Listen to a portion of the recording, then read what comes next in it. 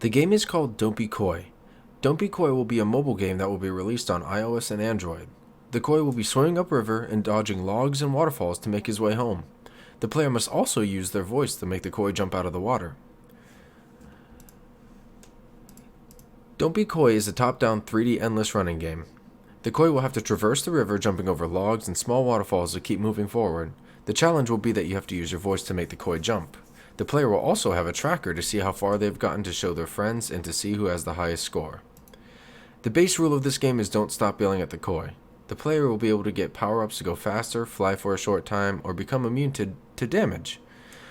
Overall, the player's goal is to see how far you can get. Because the river is endless, the player will have to go until they mess up or hit an obstacle or can't yell at the fish anymore. The only enemies in Don't Be Coy are yourself and the obstacles. You provide the Koi with the ability to jump, and the logs and waterfalls provide you with just enough time to avoid them, but get increasingly faster and more random to really try and stop the player the farther you get. The biggest decision a player can make in this game is how long you want to yell at the Koi.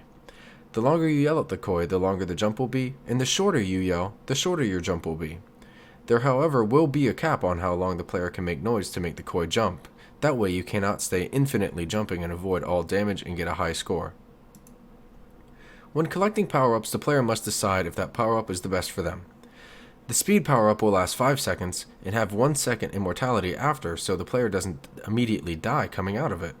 With the flying, the player will be able to fly for 3 seconds and have 2 seconds immortality once coming out of it, so the player can get readjusted into the river again. The invincibility power-up will last 4 seconds and have no cooldown due to the player still being able to move and jump while invincible. This game is a combination of the endless style of Temple Run and voice games like Screaming Bird. This game is different against other games like it because it uses a unique set of power-ups, and the top-down 3D is a lot more different than other mobile games like it, like Screaming Bird. The moving obstacles will create a sense of urgency unlike that of Temple Run and Screaming Bird, which uses no obstacles whatsoever.